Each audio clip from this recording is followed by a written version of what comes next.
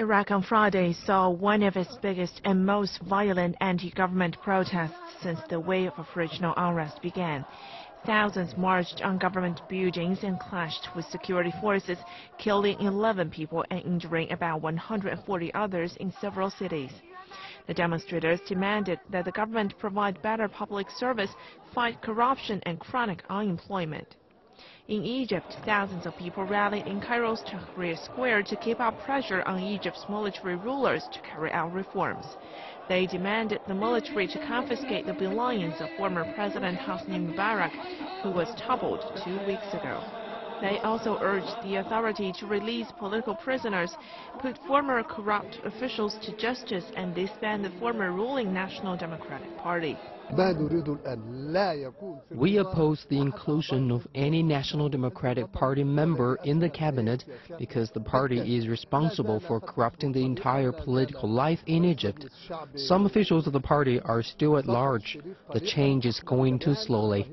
We don't want anybody from the NDP in any ministry. Meanwhile, over 10,000 Jordanians hit the streets for a day of anger on Friday, demanding political and socio-economic reforms and the dissolution of the lower house. The demonstrators also called for abolishing the peace treaty Jordan and Israel signed in 1994 and releasing Jordanian prisoner Ahmed Al-Qasah, who is serving a life sentence for killing 7 Israelis. In Yemen's capital Sana'a, about 50,000 anti-government protesters gathered outside Sana'a University on Friday, demanding an end to President Ali Abdullah Saleh's 33-year rule. Is it right to all people to demand for changing those corruptions? I said it's not right. It's duty to all men and women, and all people will ask about it in the judgment day. About 1,000 policemen were deployed to keep order and separate the protesters from the pro-government rallies, which were joined by about 40,000 people, including plainclothes policemen. Yemen witnessed on Friday the most massive demonstrations in the past few days, with more than 100,000 anti-regime protesters attended rallies across the country.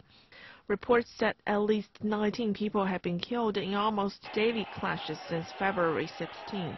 The embattled President Saleh cautiously made a series of concessions to stave off the unrest.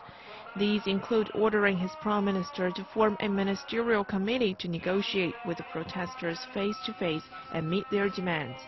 Saleh has pledged to step down after his current term expires in 2013 and promised not to hand power to his son. In Bahrain, protesters also turned out onto the streets on Friday, yet the demonstrations were largely peaceful.